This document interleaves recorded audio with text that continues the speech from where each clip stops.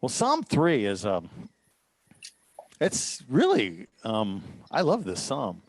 And it seems like every week when we do one, like I fall in love with the psalm. Yeah. It's like, and this was no exception. The first couple pages of this are actually very similar, almost actually identical to what we had when we did Psalm 4. And the reason for that is because, as you can see, these two psalms are very connected. That's what Sansino says about Psalm 3. It's a morning prayer in distress. The psalm speaks for itself. It is a sublime expression of trust in God's help when beset by relentless enemies. A close connection with Psalm 4 is discernible, and the latter is to be understood as the sequel to Psalm 3. From Psalm 3, verse 6, it is deduced that we have here a morning prayer, whereas Psalm 4, verse 9 suggests a night prayer. The first of the two psalms is accordingly a cry of the heart called forth by a present danger, and the second is a song of relief uttered when the peril seems less imminent. The circumstance is specified in the superscription. And then Psalm 4, the same spirit pervades this psalm as the former, and they should be read together. The writer now feels that his reliance upon God in his time of trouble has been justified, and a sense of tranquility possesses him. Just before we read them, what strikes me about this is, I don't know how much this really reflects the way I live. The psalmist wakes up in the morning, and he has this really sense of he starts out with stress. And then Psalm 4 seems to have more of a sense of tranquility. Morning starts out with stress, and the evening is like he's got tranquilness. And I'm more likely in my nature to be the other way. Wow, this was a challenge of a day. I wake up in the morning, if anything, like, let's go, right? And then later in the day, it's like, we had some challenges today. Okay, God, right? And I think that's the kind of thing, like if you ever struggle with sleep, it could be that maybe you're thinking about some of the struggles of the day.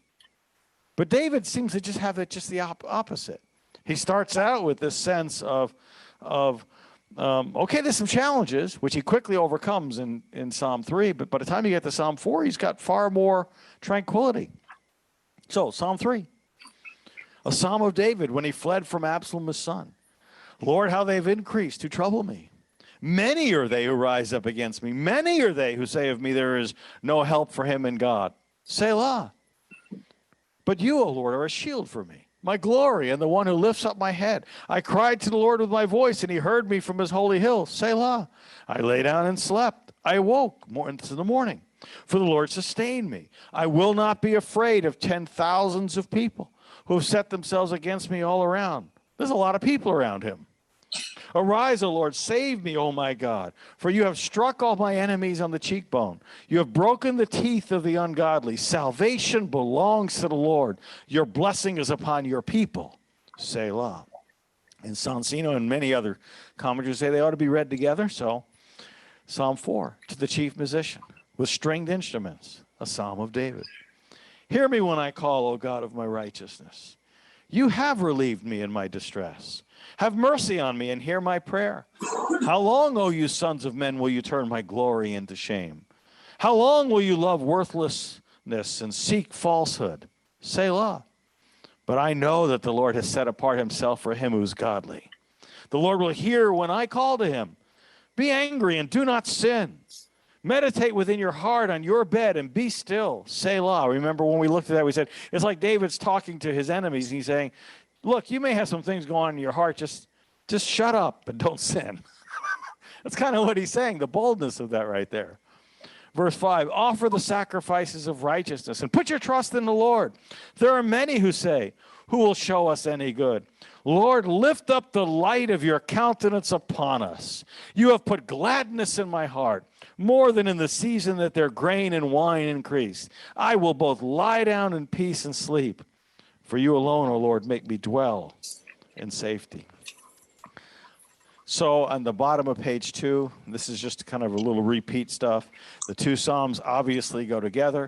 Psalm 3:2 and 4:6 both have this phrase, many say. There's the only two places in the Bible that will have that exact phrase, and they're two Psalms right in a row. So these Psalms just seem to like they belong together. Okay, and Psalm 3:5, the first part, and 4:8, the first part, don't have the exact same Hebrew, but they do seem to have the same thought. And then Psalm 3 is a morning psalm with words like rise and I awoke and arise, O Lord. And Psalm 4 is an evening psalm. Meditate within your heart on your bed and I'll lie down in peace and sleep. So you go from morning to evening. And these two psalms just seem to go together. And Psalm 3 and 4 begin this series now of psalms that are like morning and evening, morning and evening. 3 is a morning psalm, and 4 is an evening psalm, and 5 is a morning psalm, and 6 is an evening psalm, and 7 is a morning psalm, and 8 is an evening psalm, and 3, 4, 5, 6, 7, 8. 3, 4, 5, 6, and 7 all have petitions. They're all like asking God to do something. You get to Psalm 8 and there's no petition. The whole thing is just pure praise. That's Psalm 8. No prayer, just praise. It's beautiful. But oddly, Psalm 4 is the only psalm in that series, 3, 4, 5, 6, 7, and 8. They all have that superscription, that phrase right before in the English Bible, what's verse 1. But in the Hebrew Bible, it is verse 1. And Psalms 3, 4, 5, 6, 7, and 8 all have a superscription, but 4 doesn't. And that also then suggests that 3 and 4 go together because 4 is depending upon the superscription of Psalm 3. So they just go together. Okay, so with that in mind, I'm on page 3, the title. I think this is kind of a good psalm to kind of introduce the Psalms for reasons. A Psalm of David. The first question is David actually the author of the psalm? Here's a really good quote from Robert Alter, is a Jewish scholar, not Messianic. Probably wrote it the first part of last century. But here's how he said it. The traditional rendering is a psalm of David, which tends to imply authorship. So if you're reading it like in English, you're going to think authorship. But he's going to say something else. And a lot of the scholars, like the vast majority of the scholars, will fall right into this camp here. The Hebrew preposition la is ambiguous. It could mean of, it could mean by, it often means belonging to. Another common meaning is for, or it could refer to something as in a loose manner, as in the manner of. In other words, the Hebrew for of David does not mean necessarily that David wrote it. 73 of the 150 Psalms we think David wrote because of that phrase, but the Hebrew does not necessarily say that he actually wrote it. Maybe he did. Maybe he didn't. That's the point. It could be, it's sort of like saying you heard a song and maybe it sounds like another group you like. Well, that sounds like something Paul Wilbur would do. Right? Or that sounds like something the Rolling Stones would do. Right? And it could be that. So it may not mean that it's actually written by him. Maybe it is. It doesn't make a difference to me, but the Hebrew doesn't personally because it's Bible. But the Hebrew does not necessarily mean, that's all I'm saying, that he wrote it just because it says that in English.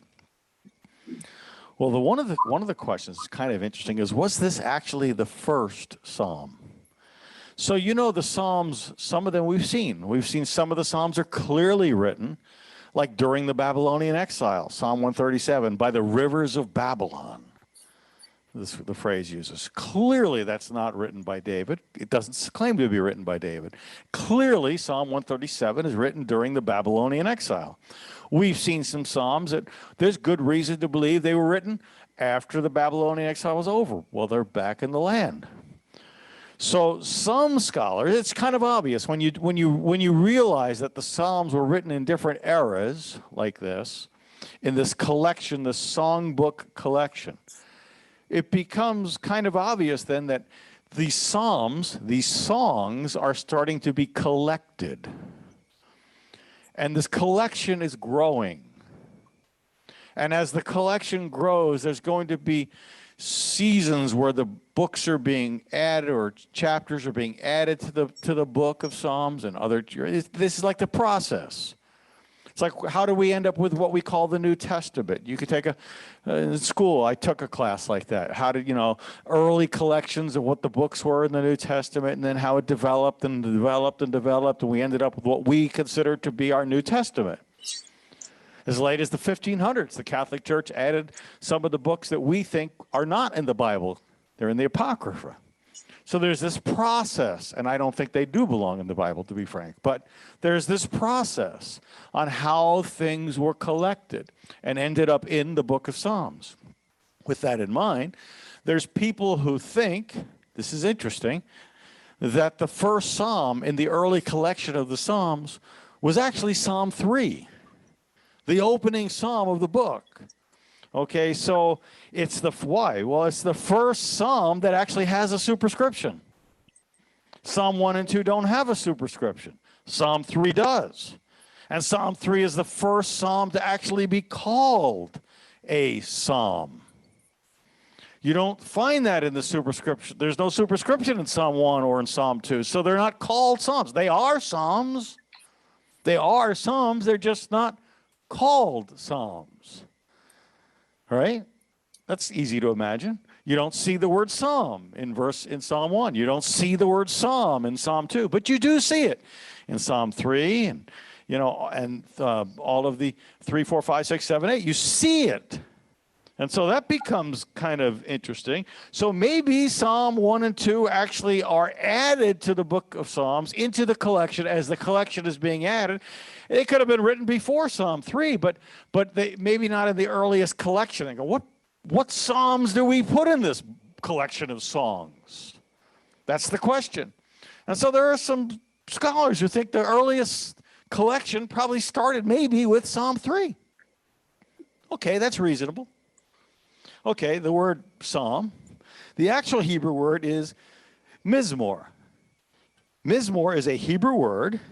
It comes from the word zmor, which is from the Hebrew word zoom, and this is like the hardest English word in the world to say, onomatopoetic word. What is that? It's a word that sounds like the meaning.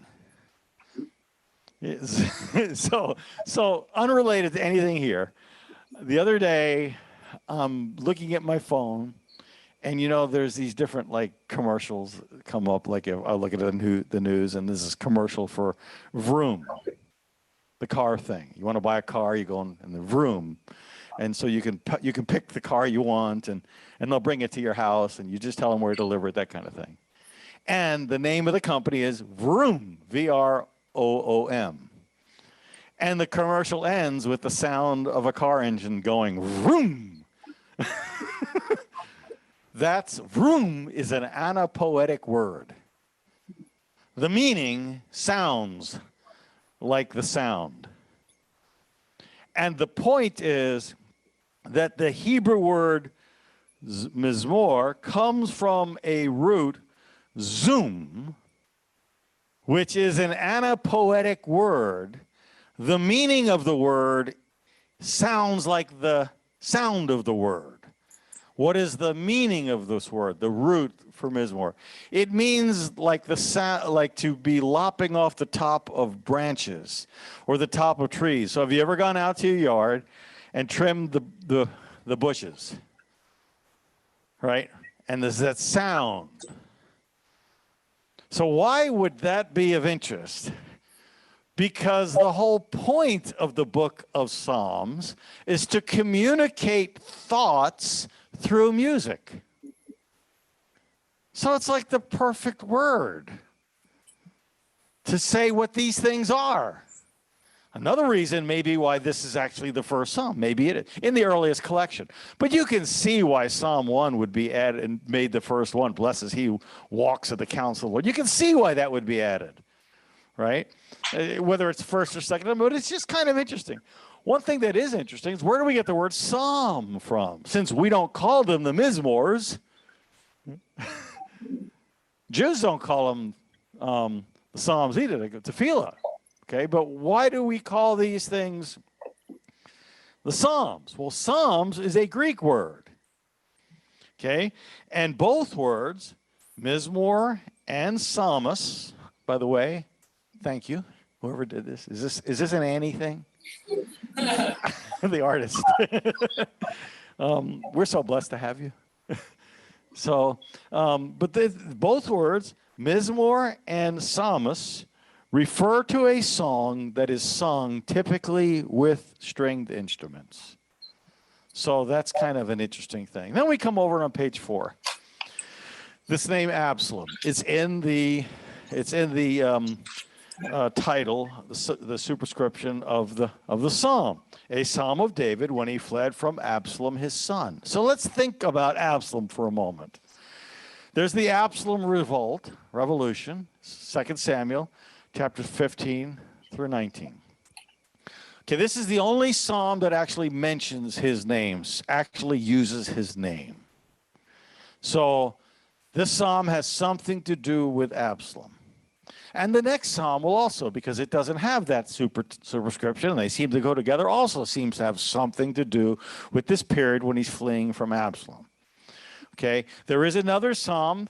There are probably other psalms, but Kylan Delich, who's always a good source, says Psalm 63 also points to the same time. But it does not mention his name, like his name is mentioned in Psalm 3. This psalm is about this time with Absalom. What is the story of Absalom? Because it might be relevant to the psalm. Well, the story of Absalom, you really got to go back to 2 Samuel chapter 11. In 2 Samuel 11, David has an affair with a married woman, Bathsheba. And she gets pregnant. And David decides that he is going to cover up his sin. So he tells his general, who actually is surprising, he gets a bad rap because of one story because he commits murder outside the king's orders. But the truth is, Joab was extremely faithful most of his life, like remarkably faithful to King David, remarkably, and saved him from all kinds of problems. So what ends up happening is, after David commits this sin, he wants to cover it up, and he tells Joab, this is what I want you to do. I want you to set up these circumstances, and the circumstances are that he's going to set up this thing where Bathsheba's husband, because Bathsheba's pregnant now, and Bathsheba's husband's going to be kind of abandoned on the front line and killed. And he gets killed. And Uriah is not the only man killed in that story. There's a number of men who were killed. David really, he murdered not only the man, not only the husband, but others. Well, that's 2 Samuel 11. 2 Samuel 12, Nathan the prophet says, you are the man. Right? And you know how that story goes. And David immediately says, I've sinned. He repents. And what ends up happening then is Nathan says, okay, the Lord's forgiven you. But the baby inside Bathsheba's womb is going to die. And so the baby does die. And, well, David, sometime later, he's obviously set this horrible example sexually. I mean, think about Solomon's sin, marrying 700 wives and 300 concubines. Where did he get that idea from? He got it from David. Okay, so, but one of David's other sons, a guy by the name of Amnon, his son, becomes lustfully attracted to his sister, David's daughter, and he rapes her. And the scripture actually says that David heard about it and got angry, but he did nothing about it. And you might wonder, why didn't David actually do something? Well, David probably feels, how could I respond to this? I'm a sinner. I don't have any right to do anything. So he doesn't do anything. Just a little side note, this is a philosophy of mine. When there's something that has to be done and your heart is not right, You do not let the condition of your heart slow you down in doing what is right. You do the right thing now. Right now. Just get your heart right. But don't ever let your emotions get in the way to slow you down. Do the right thing as soon as you know what the right thing is to do. And you're responsible for your heart. But you're also responsible to do the right thing. And to say, well, I didn't think my heart was right, David's a prime example that was the wrong behavior here. Do the right thing. Get your heart right, but don't let your emotions get in the way of doing the right thing. So what ends up happening is David does nothing. So Amnon gets upset. My sister's, or rather Absalom gets upset because my sister's been raped by my brother Amnon. And my father's doing nothing about it. So what does Absalom do? He kills his brother. Well, when that happens, Absalom knows I'm in trouble now because I actually killed the king's son. Murder. So he flees to a place called Geshur, which is on the east side of the Jordan. And he's in excommunication, kind of like a leper for a period of time. So there he is out there. And Joab realizes this is not good. So he works out a situation with a lady to give a parable to David, and he ends up being tricked into realizing that what he's been doing is wrong, and he invites his son. He gives the blessing on Absalom to move back to Jerusalem. So Absalom now comes back to Jerusalem, okay, and he's living there, but David will not see him. Why won't David see him? Maybe David's feeling like, well, you raped my daughter, or you murdered my son. Rather not right, the other one, the dead guy's the raper, but you murdered my son, or I can't be around you publicly because of what you did, and I'm a king, and I can't do that. Who knows why he doesn't, but he does not actually see. He never goes to see Absalom, which is a problem. And as a result of that, Absalom gets more and more frustrated. And so Absalom finally works out this traitorous plan to get people to follow him instead of David. And Absalom is very successful in this plan. And the vast majority of the population falls in line with Absalom, who is done right in so many things. Right? So the vast majority fall in line with Absalom. And David, as a result of that, has to run for his life from Absalom and from the many who are supporting Absalom.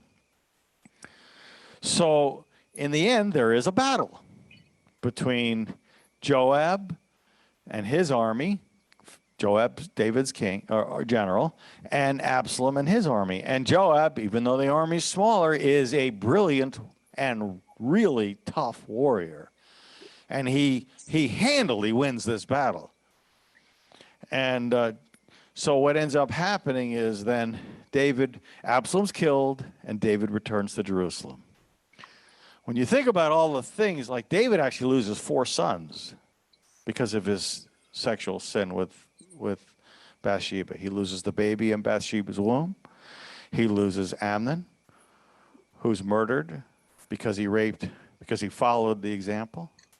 He loses Absalom. And later, in 2 Kings chapter 2, the eldest son, who now thinks he is going to be king, Adonijah, has to be executed by Solomon because he tries to take the kingdom away from Solomon. And Solomon never would have been born. So David actually has the death of 4 sons as a result of his own sin. So there's no doubt about it. David he's done this horrible sin. And that's the context of Psalm 3. David knows what he has done. Psalm 3, verse 1. Lord, how they have increased who trouble me. Many are they who rise up against me. This word many, rabim, it's repeated in verse 1 and verse 2, emphasizing this large contingency, a lot of people. And what's happened is not only is David in the minority, but his minority is getting, it's shrinking. Many are they who've increased to trouble. His minority is shrinking and his enemies have the majority and they are increasing. In verse 2, many are they who say, it actually says in 2 Samuel 15:13 that the messenger says to David, the hearts of the men are Israel. In other words, the nation is following him. And David knows this. So in verse 2, many are they who say of me, there is no help for him in God. By the way, this is kind of interesting. That word me at the end of the first line of verse 2 is actually the word nephesh, which is the Hebrew word for like soul. All of the other times that the word me is used, 7 other times in this psalm, it's actually the word ani, me. But that time it's the word soul. So what does that tell you your soul is? When you say me, that's your soul. That's it right there. You just identified your soul. Me. Okay? And he says, there's many who are saying of my soul, there's no help for him in God. I think it's kind of cool that the word for help is the word Yeshua. I think that's cool. There's no Yeshua for him in God. Thank God we know there is a Yeshua for us. And then there's this word Selah also in verse 2, which is kind of worth looking at. This is, of course, the first time it's going to appear in the Psalms. And so I gave a good bit of notes here. On page 5, the top half is all non-Messianic Jewish thoughts. And I know Dustin and Lucy will be interested in this because of their baby.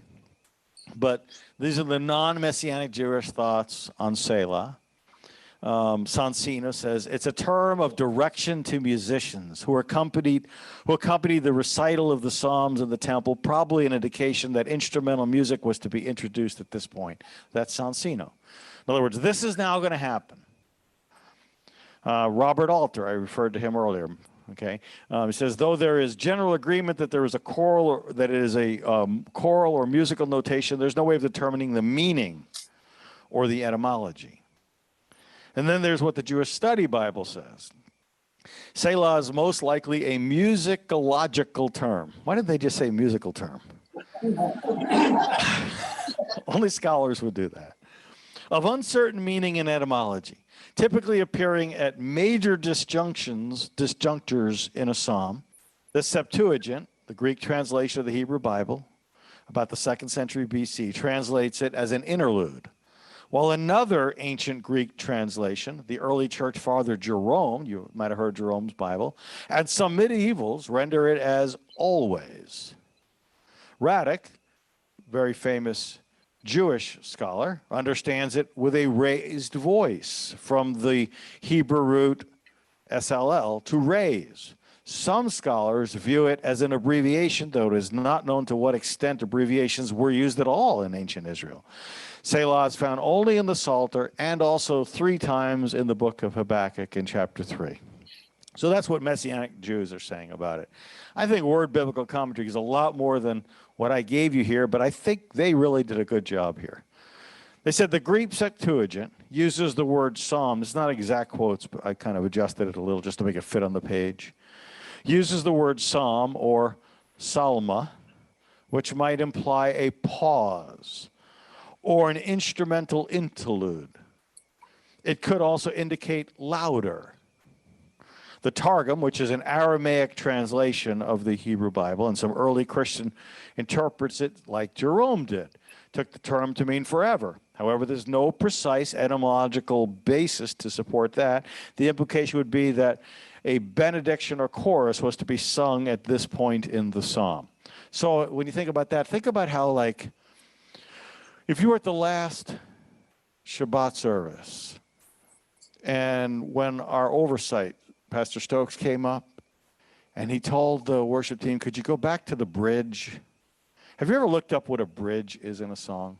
I'm so non-musical. So I have one time about a year ago, I looked, what is a bridge? It's kind of like you've got the song, and a bridge is like where you totally leave whatever it is in the song, and you have this like song within a song, And then and it's almost like a chorus, but it's not a chorus because the chorus fits within the music. Am I describing this right? Chorus fits within the music, and but this bridge is like this interlude, right? And so that's what a bridge is. And it kind of sounds like this idea here to me. The implication is that it's some kind of a benediction or chorus was to be sung at some point in the psalm. Some kind of a bridge may be there. Some have suggested that the term refers to points in the use of the song at which the congregation would prostrate themselves, throw themselves on the ground. Okay, the root word Selah implies to raise or lift up. So that's where Radek is going to get that idea, because the root actually seems to say that. So Selah could mean to raise the voice, to sing louder.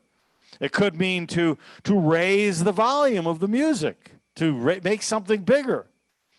Selah is sometimes used at the end of different sections, but sometimes you can't even figure out why it's there, but it's there. Okay, and so here's my thought on it. Whatever it is, it seems to mean emphasis now. That's when you see Selah, it's sort of like emphasis now. And the easiest way for me to get that is just say, pause and think about what you just said. Whether it's because people are throwing themselves on the ground or because you're making something louder, or the music stops, or we're going to bring music in, or we're going to have this like bridge in the music. It's sort of like emphasis in the music, in the thought now. So the easy way for me is pause. Think about what you just said. Okay. Verse 3. He says, but you, God, you're a shield for me. You're my glory. You're the one who lifts my head. But you, O Lord. Now, you is singular. So the psalmist is emphasizing this contrast between the you, the singular, and the many of verse 1 and 2. There's a lot of them. There's only you. But one with God is a majority. And that's the point right there. He says, but you. And you're a shield. So you probably know the phrase Magen, like the Star of David, Magen David is called the Shield of David, or Magen David Adom, basically the red shield of Israel. Basically, that's the Red Cross of Israel. They don't call it the Red Cross; it's Israel. So they call it the Magen David Adom, right? So Magen is shield. One guy translates this word Magen with the word sovereign. Okay, it does not mean sovereign, but when you read what he says, people they'll just say it doesn't exactly mean that, but he really has captured it. Because a sovereign, or actually, excuse me, he translates it with the word suzerain. A suzerain is think about covenants. Remember when Pastor Robert just finished the series on the different humanity versus divinity within us? And in that first sermon, which was fantastic, like you need to hear that sermon. In the first sermon of that series, he talks about this parity covenant that exists between God the Father and Yeshua. This parity. Well, you're in Christ. You're in Yeshua. So you have this parity covenant, like equal. Okay? But a suzerain covenant is a covenant between a superior and an inferior. And the suzerain promises to protect, and the inferior promises to serve. That's a suzerain. So that's why this guy translates it and is defended for it by scholars who say, well, it doesn't mean that, but it really does mean it in this case. He's saying, what God is saying is, I'm going to protect you. You're the one, God. You're the one who protects me. You're my shield. Okay, and the first time that word actually appears is when God tells Abraham, I'm your shield. And he says, you're the one who lifts my head on page 6. So when David is fleeing from Absalom, the scripture says in 2 Samuel 15:30 that he has his head covered.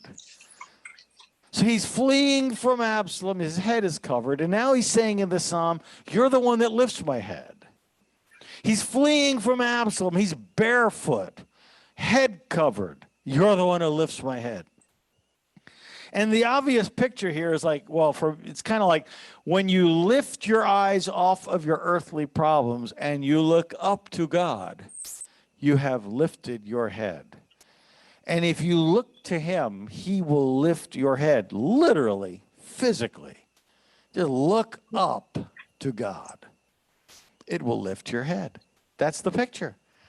And you can just we've all done it. We see that problem. That's a problem. It will lift your head. Look to God. And the Lord said, he's describing the last days in Luke 21. He says there'll be signs in the sun and the moon and the stars on the earth, the stress of nations with perplexity, the sea and the waves roaring, men's hearts failing them for fear, and the expectation of those things which are coming on the earth, for the powers of the heavens will be shaken. And then they will see the Son of Man coming in a cloud with power and great glory. They're going to look up and they're going to see the skies split. And when these things begin to happen, look up. Lift up your heads, because your redemption draws nigh. He's not saying in verse 28 that you should wait until the sky splits before you look up. That's not what he says if you look at it. He says when these things begin to happen, not when they're ending because he split the sky. No, when the problems are like bad and getting worse and you're surrounded by more problems, that's when you lift up your head and begin to look up. And when you lift your head, it's kind of like the saying, you probably know, if you are really feeling miserable, put a smile on your face. It'll change the way you feel. It works. Just literally smile. Nobody else may see it. You'll feel it. Lift up your head. Look up to God. I do think it's interesting. The whole armor of God here is obviously one of the pieces of the armor is the shield of faith. And it says, with which you'll be able to quench all the fiery darts of the wicked one. In other words, when the enemy's throwing stuff at you, this shield, this magen, because it's Greek, Ephesians is Greek, okay, Psalms is Hebrew, so it's not the word magen, but it's this idea of the shield of faith, looking up to God, trusting that he is the one who is going to protect me.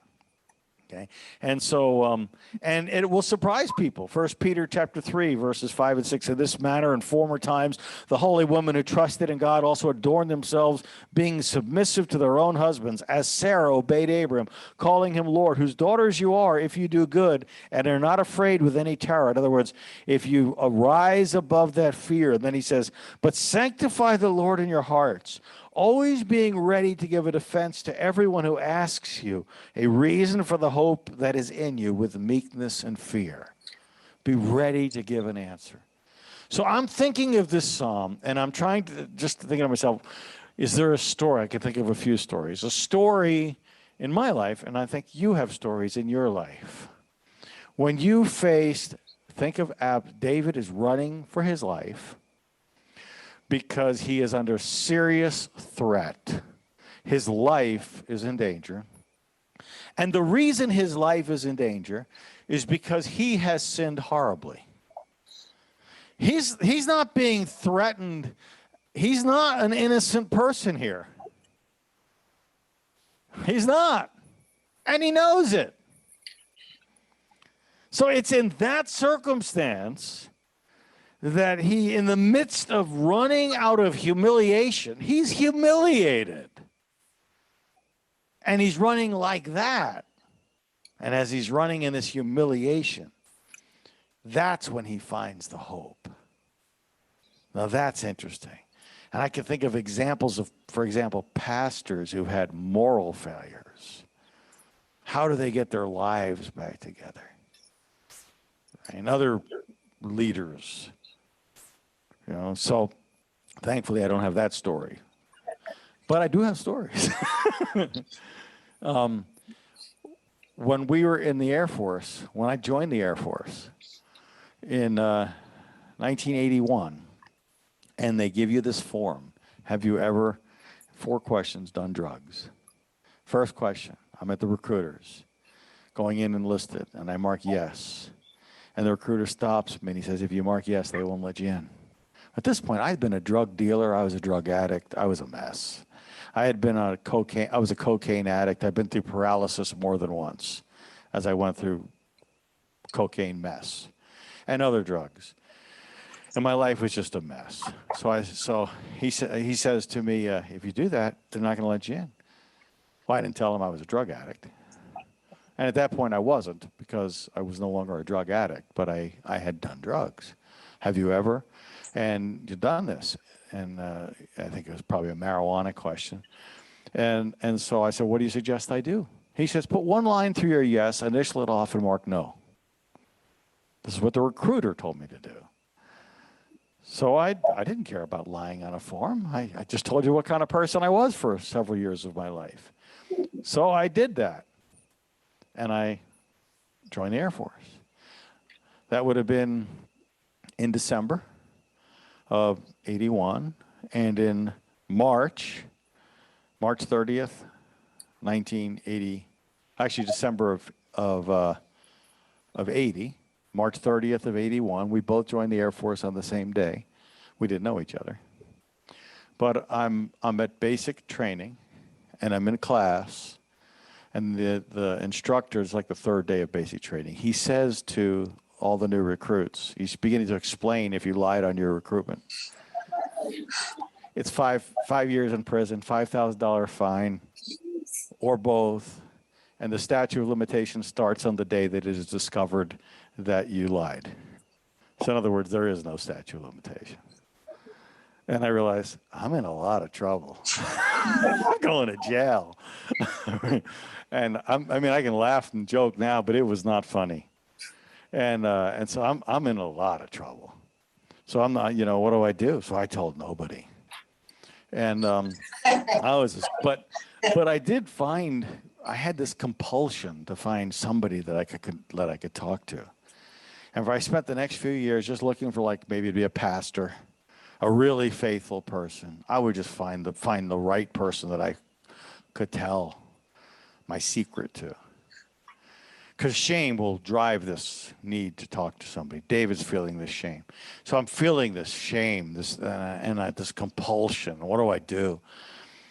Well, but I'm working really hard, and the Lord's really blessing me in the military, and I'm really doing well in the military. I just have this issue going on. So what ends up happening is I really, through circumstances, feel like the Lord's saying to go back to school and apply to become an officer. So I go back to school. And God really blessed me. And the same guy who failed Spanish twice, got A's, failed chemistry lab twice. The same guy. Now I'm getting straight A's on everything. Every class, every paper, every test, I got no B pluses. I got one test I got a B plus on. The teacher threw it out because literally everybody else in the class got an F. So, but I got a B plus. She said, this is obviously no good test. I thought it was good. but this is a true story. So at the end of this, I graduated with a 4.0 by God's grace. The same guy who had failed horribly because of the mess that I had lived. And so I applied to become an officer. So I get all my paperwork together, and I bring it down to the office to turn in to apply to become an officer. And the sergeant behind the desk looks at all the paper. She says, well, it's all here. All you need to do is fill out this one form. She reaches behind her desk, she puts the form in front of me, and it's the same form. And I quickly realized, if I mark yes, I'm going to jail today, not tomorrow. And I quickly reasoned in my head, I'm not proud of any of this. This is a true story. David wasn't proud of any of this. I'm not proud of any of this. This is a true story. I quickly reasoned in my head, well, if any man be in Christ, he's a new creation. Behold, all things are become new. All things are passed away, and all things are become new. I'm a new man. That man didn't do it. He did it. I didn't do it. And I marked no. And I left there with such great conviction. And I spent the next several months praying, God, don't let me get accepted. Literally, don't let me get accepted. I don't want to get accepted. I'll turn it down, God, if they accept me. And one thing after another. And so, and I was under a lot of conviction. I would literally just shake in nerves, not around people, but myself and Donna. And she knew that I was going through this. And she'd be like, Greg, you're a new person. Forget it. But this is not where I was at. Okay. And so I'm feeling this horrible conviction. And then you have to fill out this paperwork on if you get accepted to officers training school, you have to like, what job do you want? Well, I certainly don't want to have a job that's going to require a security clearance. Because they're going to do an investigation. I had a secret clearance because that's easy to get, but I don't want to have a top secret clearance.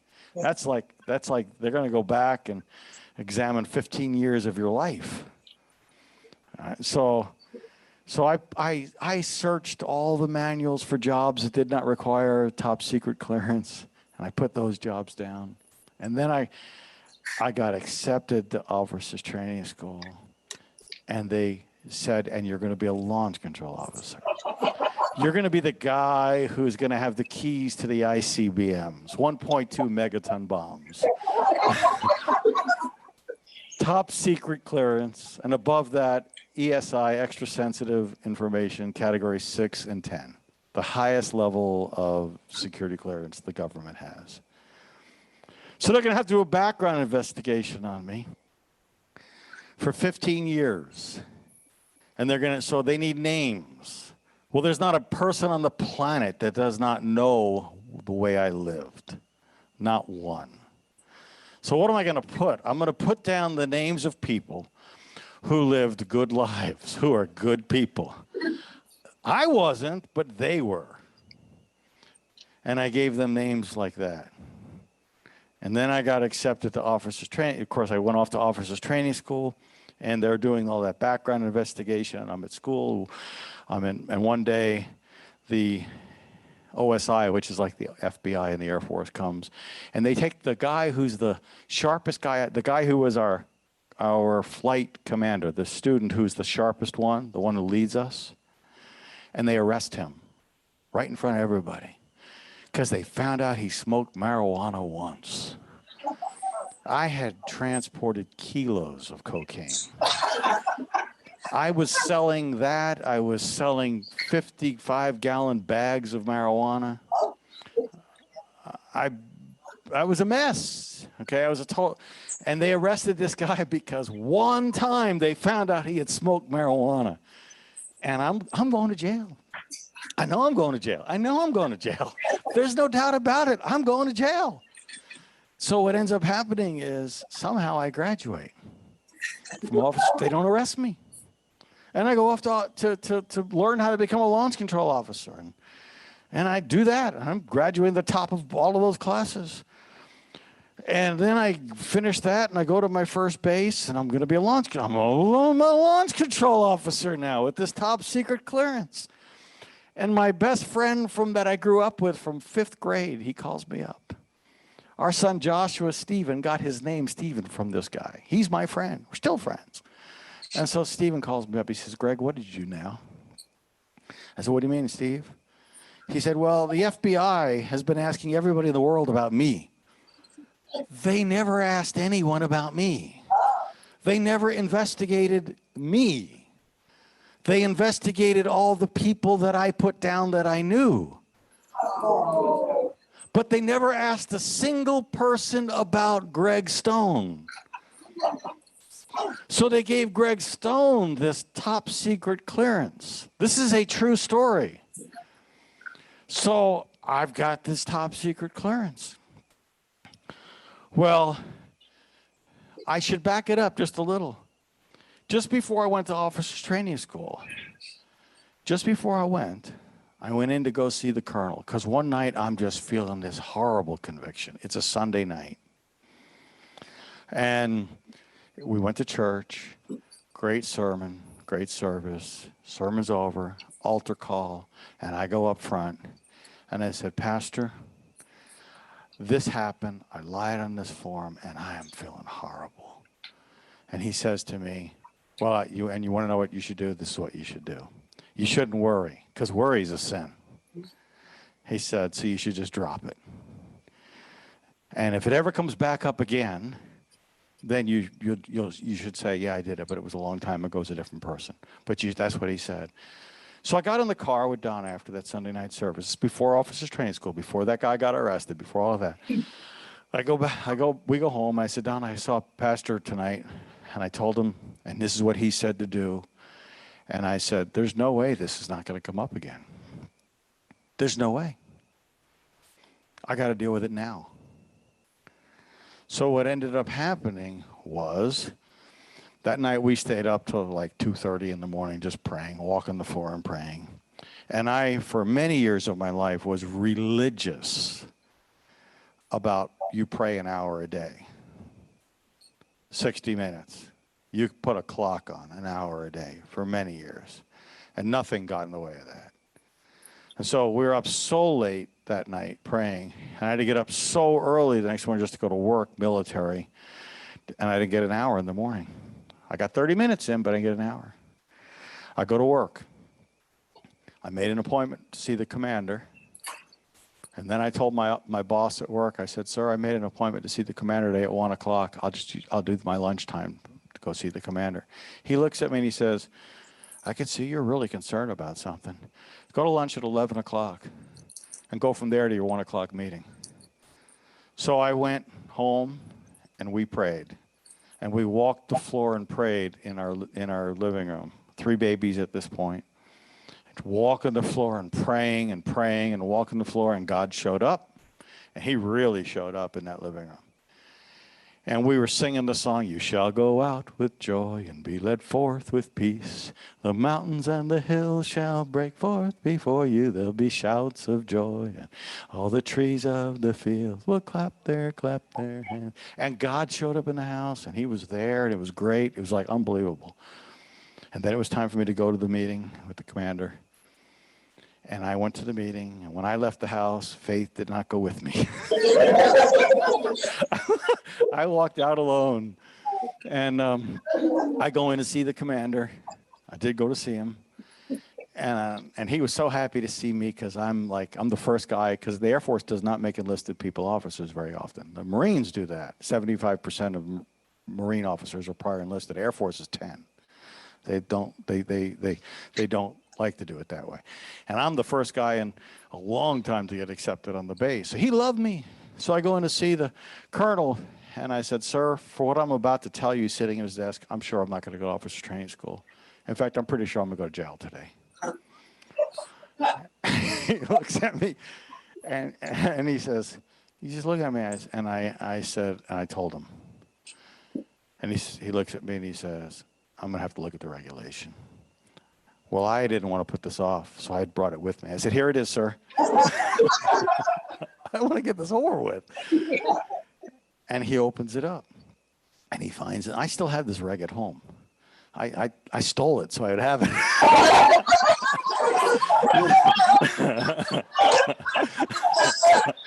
So he opens the regulation, and he finds these 2 charts, 35 questions. If you've ever violated any of these 35, you're guilty of those 4 questions on that form.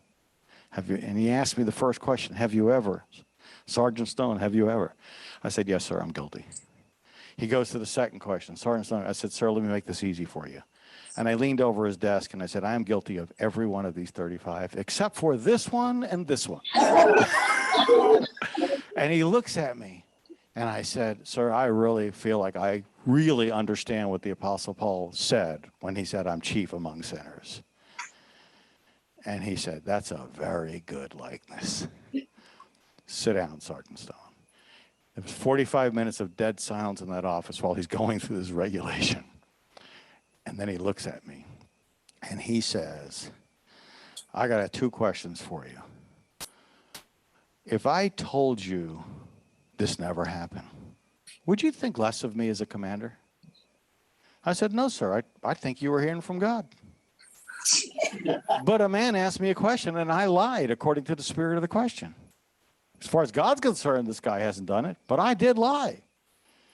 And he said, well, the second question I got is, if I told you this never happened, would you ever need to talk about it again? Tell anybody? I said, No, sir, I don't think I would. If you tell me as the authority over my life that this never happened, then never happened. He said, well, then my advice to you is this never happened. And I just felt like I said, sir, I don't know why I'm going to do this, because this is not like what I like to do, but I really feel like the Lord wants me to say to you that you would have been right to send me to jail today. But you're also right to tell me it never happened. You're the commander. And I believe that the Lord is saying to you, you've sowed great seeds of grace in my life, and he's going to return that to you. And he said to me, well, I don't know about all that. I'm no tongue talker or anything, but it just seems to me that, a guy like you, so I said, I didn't tell him I was a tongue talker.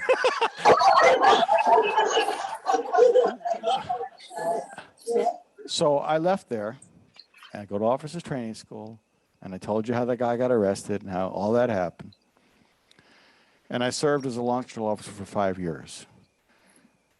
I was the guy that we would have launched the ICBMs. It would have been my job. Hiroshima was 15 kilotons, 15,000 ton bombs. Mine were 1.5 million. I had 150 of them. I had command and control of 150 ICBM missiles, and I wrote the lesson plans to train the other officers on how to launch nuclear weapons.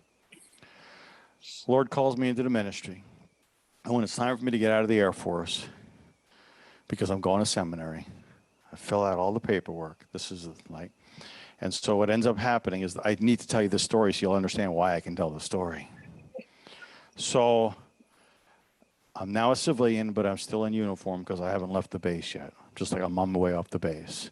So I go by the staff judge advocate's office. This is the office that will give you a lawyer. If you cannot afford a lawyer, what will be provided for you? So I go to that office. And I see he's there. He's available. I see the staff judge advocate.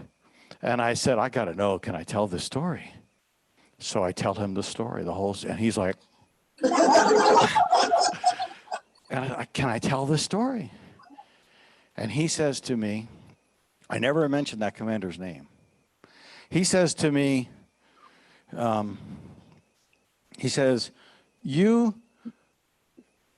Air Force could legally bring you back in and try you, but they never do. So yes, you can tell the story. So I tell the story. But I never mention his name. One really big learning thing for me out of this is we look for people to confess our sins to. But until you confess it to the person who has the authority to punish you, you've not really. You will walk under the shame and the condemnation until you confess it to the person who really has authority. You're going to still have that burden. But once I confessed it to that commander, I never had any compulsion to tell anybody. I had compulsion to find somebody until that day. But that day, from then on, I was silent, but not to protect myself. I was silent to protect him. Because if it got out that he had done what he did, he would have been in trouble. And I was silent to protect the man. How could I hurt a man who loved me like that? I couldn't do it. So what I'm saying is, God really does want us to be free. And whatever that humiliation is, whatever that sin is, David killed 4 people. Well, his 4 sons. And then there's Uriah. And then there's all those other people. And then there's how does he sleep with Bathsheba after that? How does all that happen? But God is in this business of restoring us. And the rest of these notes are great, but as I thought about the psalm, I really thought to myself, there's some interesting things in here on sleep, if you're interested. And if you're a person who struggles with sleep, the only other thing I'll just bring out, just to point out to you, and I'm going to end, on page 8, there's those 4 verbs, arise, save, struck, and broken, and they are in increasing intensity. It's just like, arise. In other words, like, come on, God, get up. Save me. It's like, cause this to happen. Get up. Like, cause it to happen. And you struck. The word struck is like the word, it's a perfect. In other words, it's like it's already happened. It hasn't happened, but he's saying it as though it has already happened. And then he says, you've broken the teeth. This is like, now he's gone to the intensive. It's like it's already happened. And not only have you done it, but you've done it in an intensive way. And that increasing intensity. Anyway, whatever the circumstance you're in, Donna could see it in my life. She could see that God had freedom for me, but I didn't see it. I really didn't see it.